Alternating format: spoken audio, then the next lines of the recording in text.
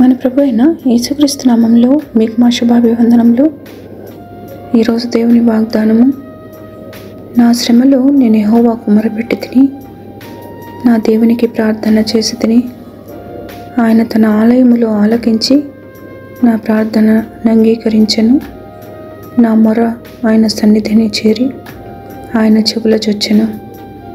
కీర్తనలు 18:6. In my distress, I called to the Lord. I cried to my God for help. From His temple, He heard my voice. My cry came before Him into His ears.